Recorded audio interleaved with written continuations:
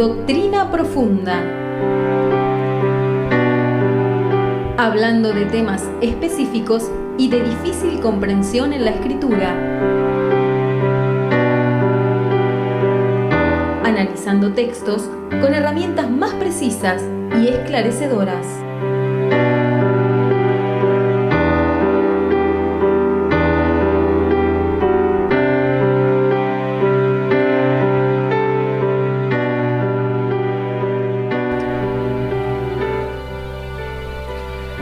En esta parte de la doctrina profunda vamos a estar hablando de la paternidad espiritual. Esto es una cuestión que se ha inventado ahora último, se ha hecho mucho hincapié en esto, acerca de la paternidad espiritual. Esta paternidad espiritual que se ha utilizado como para justificar, en cierta manera, aquella obediencia y aquella sujeción por parte de ciertos creyentes o ciertos ministros que pertenecen o se integran a una congregación. Vamos a desarrollar este tema. Cuando uno entra a una congregación, en esta teoría ellos dicen que vos sos un hijo espiritual de alguien que te predicó, alguien que te llevó, alguien que te aconsejó, etc. Si no hubo nadie que te llevó ni te aconsejó, te derivan a una persona y te dicen, te va a guiar y te va a decir que ese es tu papá espiritual. Hay un inconveniente, porque la Escritura no habla nunca en términos como padre espiritual ni nada por el estilo, según ellos lo entienden. Pero ellos te dicen que hay versículos que hablan de que el apóstol Pablo u otros hablaban de padre o hijo espiritual. Los vamos a leer a todos y vamos a leer refutando toda esta idea. No termina aquí. Alguno dirá, ¿y cuál es la idea de llamarle a uno padre espiritual? Y bueno, como padre, vos como hijo tenés obligación de respeto a tu padre, de obediencia, no lo cuestionás, tenés una obediencia ciega. Esto ayuda al adoctrinamiento inocente, ¿no? Una cosa es tener un orden en una congregación, hay que tenerlo. Una cadena de obediencia, hay que tenerla. Si no, la iglesia jamás podría funcionar. Respeto entre nosotros, hay que tenerlo. Pero cuando hay casos graves o alejamiento de la palabra, es cuando el creyente tiene que tener acceso a la palabra y no quedarse con lo que le dice su supuesto papá o mamá espiritual. Bueno, después obviamente tienen que honrar al papi y a la mami, como dicen ellos, y no lo vas a honrar diciendo gracias por enseñarme, no, dinero. Entonces todo esto se presta para abusos, y esto viene detrás de la falsa doctrina de la prosperidad mal entendida, de la prosperidad no integral. Yo creo en la prosperidad y la vivo, pero la prosperidad integral, la que te prospera en todos los ámbitos de la vida, en la familia, en el sentimiento, en el intelecto, en la vida espiritual, en la vida económica, etc. Dice, por ejemplo, en tercera de Juan 4:4, esto nos hizo la pregunta un amigo, dice, ¿no tengo yo mayor gozo que el oír que mis hijos andan en la verdad? Dice, el anciano lo llama de hijos. ¿Será de ello que ellos le podían decir padre en forma de afecto? ¿Me podría explicar el verso? Bueno, sé que no te puedo explicar el versículo, por eso lo hemos dejado para Doctrina Profunda, sin mencionarte todos los antecedentes, porque va a ser incompleto. Este es uno de los textos que ellos tienen. ¿Qué significará entonces esto? Mantengan este texto. Juan dice, estoy contento que mis hijos andan en la verdad, dice Juan a los que habían creído. Primera de Corintios 4:15 dice, porque aunque tengáis 10.000 años en Cristo, no tendréis muchos padres, dice el apóstol Pablo a los Corintios. Pues en Cristo Jesús yo os engendré por medio del Evangelio.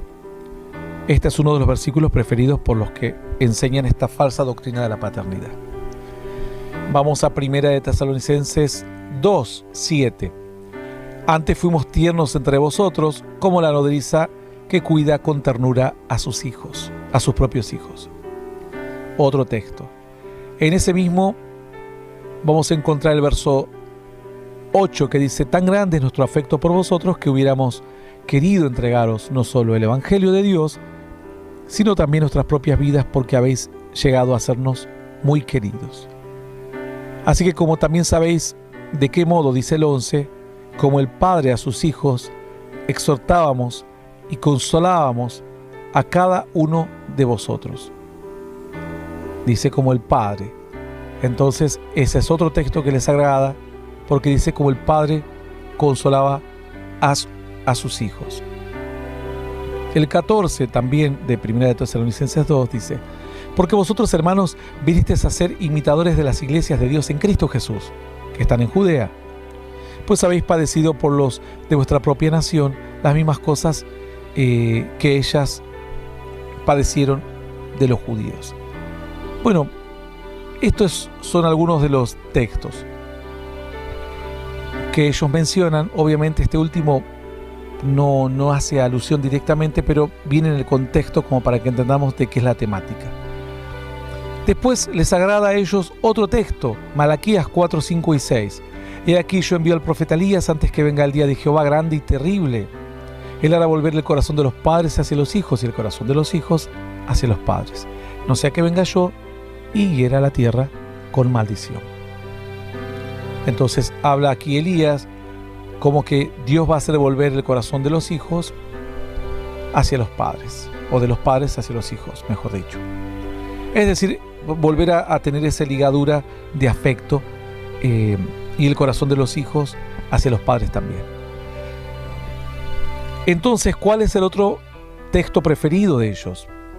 Algunos solamente mencionan los primeros. Estos lo he encontrado en otros predicadores que han tratado de justificar más su doctrina. Cuando habían pasado, Elías dijo a Eliseo: pide lo que quieras que haga para ti, antes que yo sea quitado de ti. Y dijo Eliseo: te ruego una doble porción de tu espíritu sea sobre mí. Y él le dijo: cosa difícil has pedido. Si me vieres, cuando fuere quitado de ti, te será hecho así. Mas si no, no. Y aconteció que yendo ellos hablando, he aquí un carro de fuego con caballos de fuego apartó a ellos, y Elías subió al cielo en un torbellino. Viéndole Eliseo, clamaba: Padre mío, carro de Israel y su gente de a caballo. Y nunca más le vio, y tomando sus vestidos, lo rompió en dos partes. Bueno, esta se ve que es otra versión, toma su manto. Pero evidentemente aquí la parte que importa es cuando él grita: Padre mío, Padre mío. Entonces dicen, ven, que Eliseo le llamaba a Elías Padre mío, Padre mío. Vamos a empezar a rebatir algunos de estos falsos argumentos. Tenemos el texto que vamos a dejar los últimos para el final, los más complicados para el final. Vamos a rebatir los que son muy fáciles de rebatir. Dice en 1 Tesalonicenses 2:11: así como también sabéis de qué modo como el Padre a sus hijos exhortábamos y consolábamos a cada uno de vosotros. Esto habla de la ternura. No necesariamente este texto en ninguna parte dice que hay una paternidad. Así como un padre exhorta al hijo, o así como un maestro enseña a su alumno, directa, esto no representa una enseñanza directa. Aquí no se dice que alguien esté afirmando que el otro es un hijo espiritual o algo por el estilo. Por lo cual esto es muy agarrado a la fuerza, metido a la fuerza en una enseñanza que no está, al menos en el versículo 11. Vamos otra vez al 8. Tan grande es nuestro afecto por vosotros que hubiéramos querido entregaros no solamente el Evangelio de Dios, sino también nuestras propias vidas, porque habéis llegado a sernos muy queridos. Entonces, ¿qué está diciendo? Hablando del contexto de que son muy amados, muy queridos. Dice el 7, 1 Tesalonicenses 2:7: antes fuimos tiernos entre vosotros como la nodriza que cuida con ternura a sus propios hijos. Está hablando de la ternura. No hace hincapié a una responsabilidad. No hace hincapié a una responsabilidad de uno hacia el otro y de una paternidad. En ningún momento, en ninguno de estos pasajes de 1 Tesalonicenses 2, ninguno tiene que ver con esto. Vamos a ver, vamos a dejar para el último 1 Corintios 4:15 y Juan 4:4, 3 de Juan 4:4. Vamos a ver estos dos que cuando habla de que el profeta Elías dice que volverá el corazón de los padres hacia los hijos y el corazón de los hijos hacia los padres. Esto no está hablando aquí de una paternidad de ninguna manera. Hacer volver el corazón de los hijos hacia los padres es la responsabilidad. Recordemos que el Señor habla del famoso Corbán, porque la gente no quería hacerse cargo de sus ancianos también en la antigüedad, y dice que como era una obligación hacerse cargo de los ancianos, ellos inventaron una ley, un mandato, que decía que si vos tenías dinero para ayudar a tus padres, pero ese dinero destinado a tus padres lo dabas como una ofrenda a Dios, te librabas de la responsabilidad de ayudarlos. Por lo cual negaban la fe. Luego dice la Escritura que no desprecies a tu mujer o a tu madre cuando envejezcas. Entonces está hablando de que la ligadura de padre e hijo tiene que ser inalterable en el transcurso del tiempo, sin importar si el hijo está atravesando momentos malos o el padre está atravesando momentos malos. Tiene que haber una responsabilidad como un reaseguro entre ambos. Pero esto se había roto. Entonces dice que Dios va a volver a hablarle a los hombres para que ellos vuelvan a tener esa comunión y esa unidad en la familia y ese respeto que después se iba a traducir obviamente con el respeto y el afecto a los demás, a sus líderes, a sus jefes, a sus ancestros, etc. Malaquías 4, 5 y 6 en ningún momento nos habla de una paternidad. Esto es querer meterlo por la fuerza. Lo que sí podemos dudar, aquí sí le vamos a dar una duda, cuando Eliseo le dice a Elías: Padre mío, carro de Israel y su gente de a caballo. Bueno, esta palabra, el Padre mío, es la palabra Abba. El Strong creo que es el H1, ahora lo vamos a buscar. Cuando Eliseo comienza a gritar Padre mío, no es que está diciendo que él era su padre literalmente, sino que era una expresión de respeto y de afecto.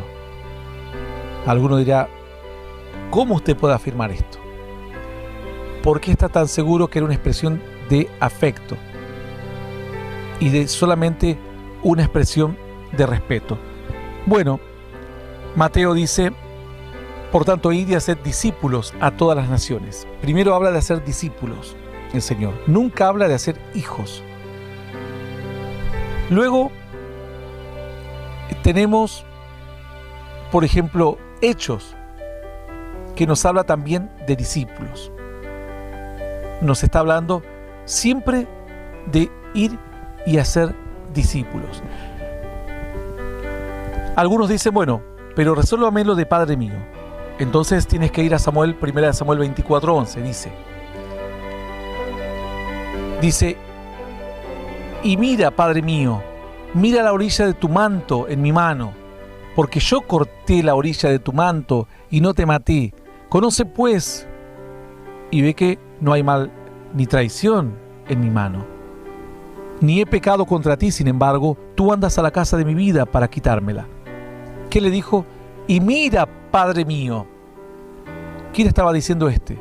¿Un discípulo a su maestro? No, un hombre a su enemigo, David a Saúl. ¿Cómo le dijo? Padre mío. ¿Qué? ¿Era hijo espiritual? No. ¿Era amigo? ¿Era discípulo? Nada. Era su enemigo.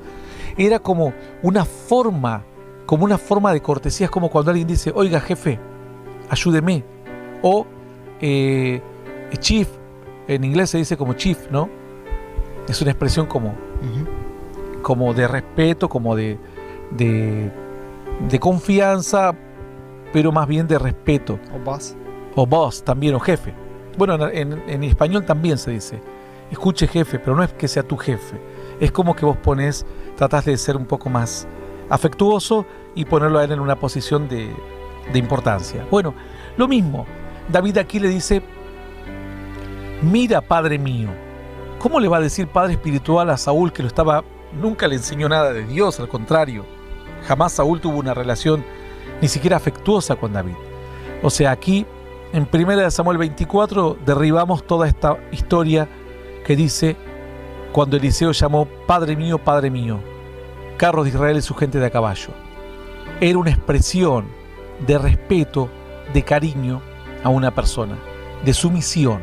Aquí cuando David le dice, y mira, Padre mío, está haciendo esto mismo. Alguno dice, bueno, pero es solamente un versículo. No.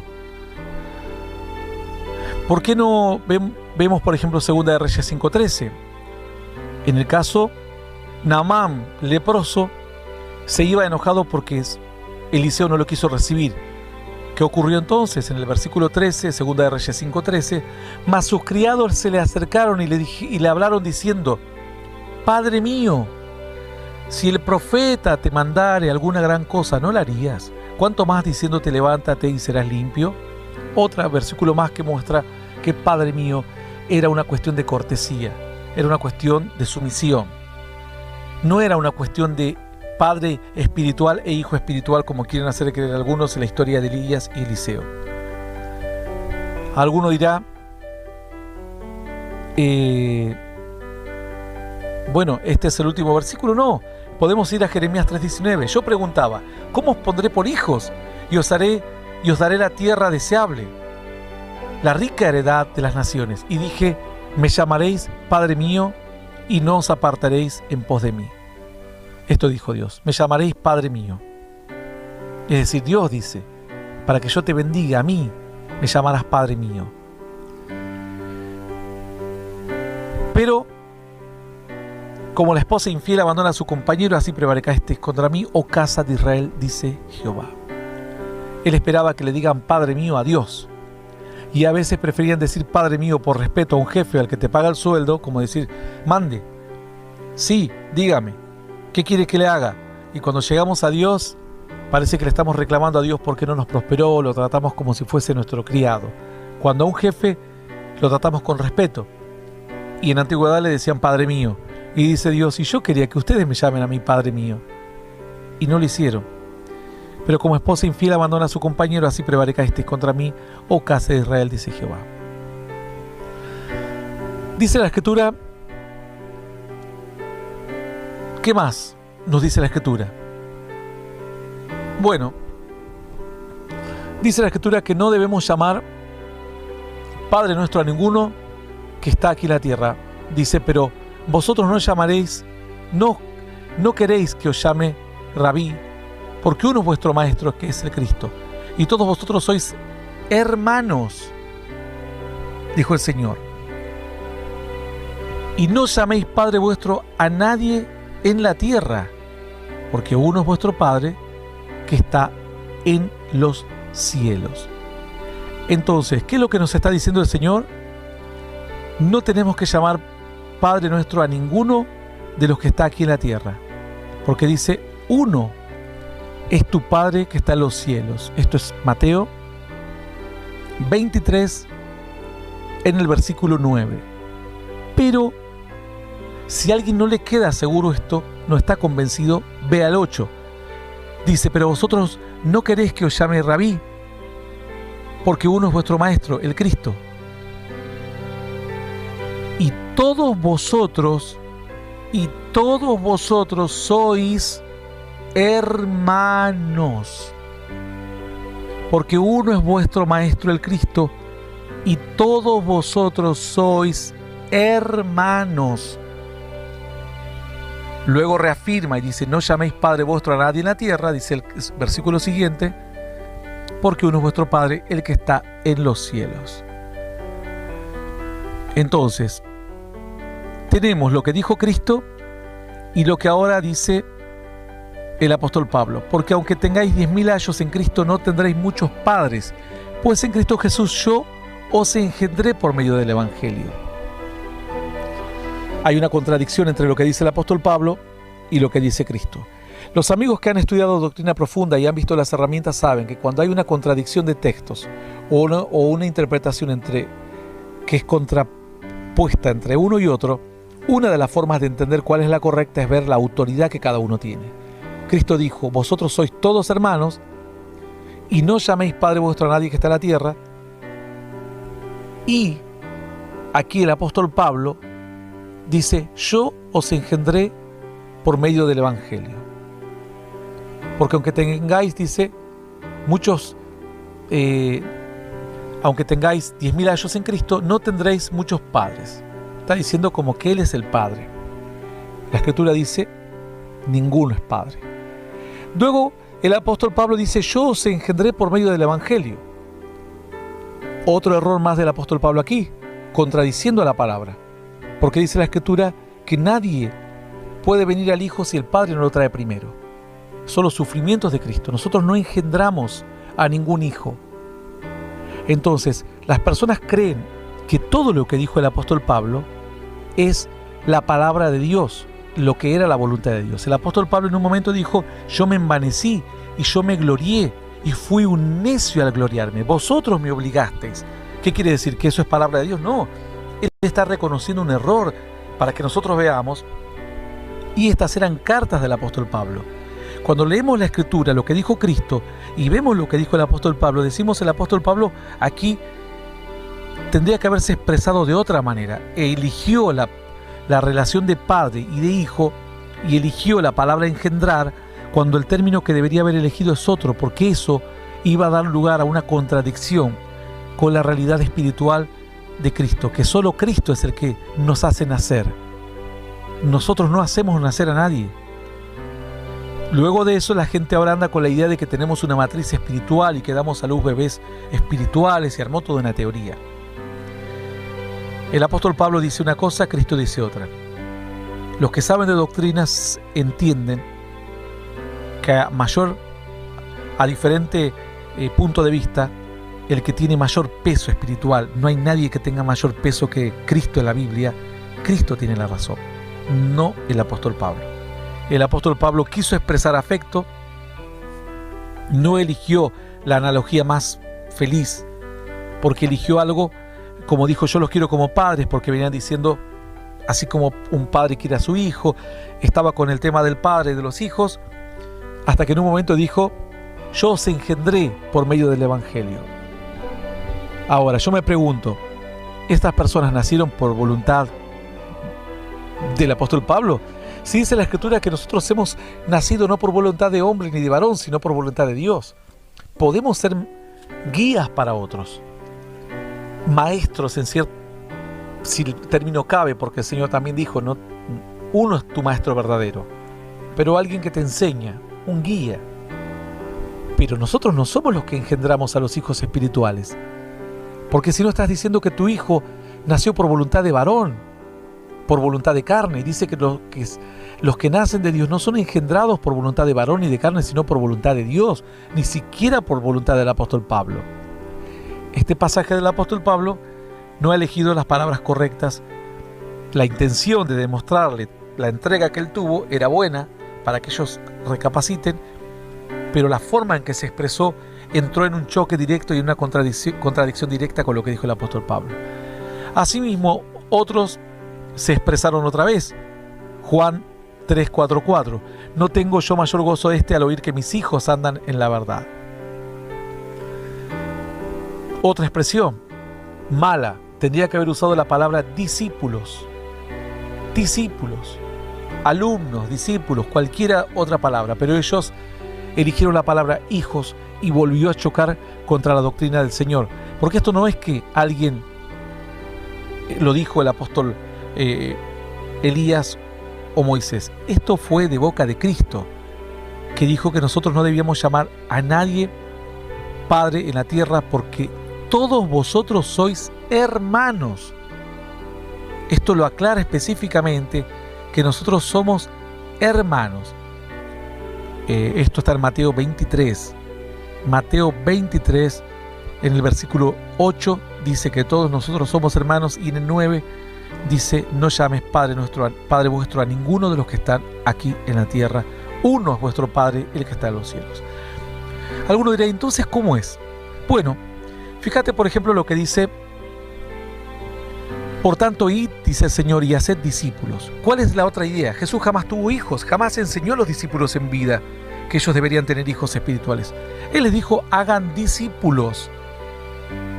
Id y haced discípulos a todas las naciones, dijo, bautizándoles en el nombre del Padre y del Hijo y del Espíritu Santo. Es decir, el Señor no los manda a buscar hijos, los manda a ser discípulos. Mateo 28. Esto está en Mateo 28, 19. Entonces, por otro lado, en Hechos 14, 21, dice así, por ejemplo: y después de anunciar el evangelio a aquella ciudad y de hacer muchos discípulos, volvieron a Listra, a Iconio y a Antioquía. Esta es la historia del apóstol Pablo y Bernabé. Ellos sabían que no estaban haciendo hijos. Solamente que en ese momento el apóstol Pablo se expresa mal, porque él mismo dice en Hechos 14, pueden leer toda la historia, en el verso 21 dice: después de anunciar el evangelio a aquella ciudad y de hacer muchos discípulos, volvieron a Listra y a Iconio y a Antioquía. No dice de hacer muchos hijos, de hacer muchos discípulos. Entonces, ¿cuál es la expresión correcta? Hacer discípulos, no hijos.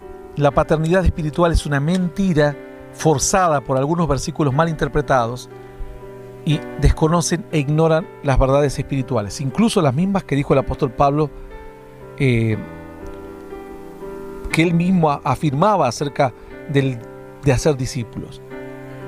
Cristo jamás les enseñó a hacer discípulos. La iglesia primitiva nunca dijo vamos a ir a predicar y a hacer hijos. Solamente el Señor les enseñaba a hacer discípulos, no hijos. Eso es lo que debemos guardar. Cuando el Señor los manda a predicar, nunca les dice vayan y hagan hijos. Hagan discípulos. Enséñeles.